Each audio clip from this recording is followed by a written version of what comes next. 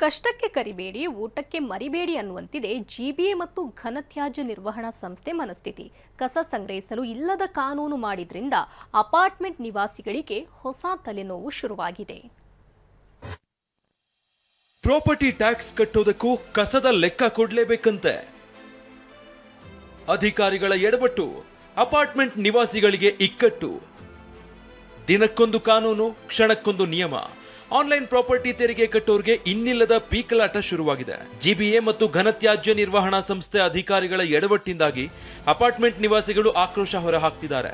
Tax ಕಟ್ಟಬೇಕು ಅಂದ್ರೆ ಮನೆಯಲ್ಲಿ ಸಂಗ್ರಹ ಆಗುವ ಕಸದ ಲೆಕ್ಕ ಕೊಡಬೇಕು ಅಂತ ರೂಲ್ಸ್ ಮಾಡಲಾಗಿದೆ. ಇದರಿಂದ 20 ದಿನದಿಂದ ಫ್ಲಾಟ್ ನಿವಾಸಿಗಳು ಟ್ಯಾಕ್ಸ್ ಕಟ್ಟಲಾಗದೆ ಕಂಗೆಟ್ಟಿದ್ದಾರೆ. ಕೆಲವೊಂದು ಅಪಾರ್ಟ್ಮೆಂಟ್ಗಳಲ್ಲಿ ಸಾಲಿಡ್ ಇದನ್ನ ವೆಟ್ ವೇಸ್ಟ್ ಏನಿದೆ ಅದನ್ನ ಪ್ರೊಸೆಸಿಂಗ್ ಮಾಡುವಂತ ಯೂನಿಟ್ಗಳನ್ನು ಅವರೇ ಸ್ವಂತ ಖರ್ಚಿನಲ್ಲಿ ಮಾಡಿಕೊಂಡು ಸರ್ಕಾರಕ್ಕೆ ಹೊರೆ ಆಗದ ರೀತಿಯಲ್ಲಿ ಕೆಲಸ ಮಾಡ್ತಿದ್ರು ಸಹ ಅಪಾರ್ಟ್ಮೆಂಟ್ ನಿವಾಸಿಗಳ ಮೇಲೆ ಯಾಕೋ ಏನೋ ನಮ್ಮ ಸರ್ಕಾರದವರು ಕೆಂಗಣ್ಣು ಗುರಿ ಮಾಡ್ತಾ ಇದ್ದಾರೆ. ಮತ್ತೆ ನಮ್ಮ ಹತ್ರ ಟ್ಯಾಕ್ಸ್ ಅನ್ನ ಕಲೆಕ್ಟ್ ಮಾಡುವಂತ ಕೆಲಸವನ್ನು ಮಾಡ್ತಾ ಇದ್ದಾರೆ.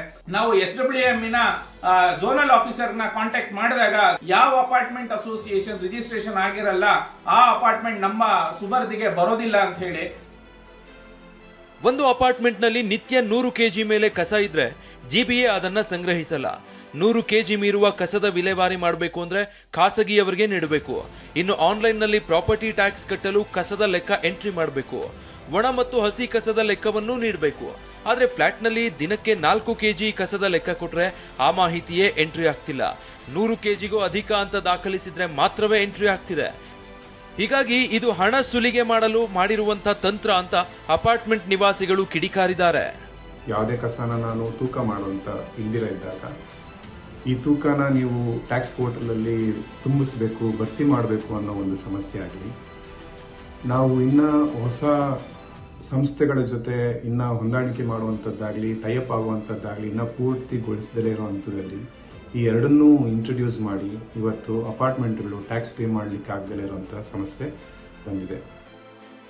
ಸದ್ಯ ನಗರದಲ್ಲಿ ಕಸ ಸಂಗ್ರಹಣೆಗೆ ಯಾವುದೇ ರೀತಿಯ ತೆರಿಗೆಯನ್ನ ವಿಧಿಸ್ತಾ ಇಲ್ಲ.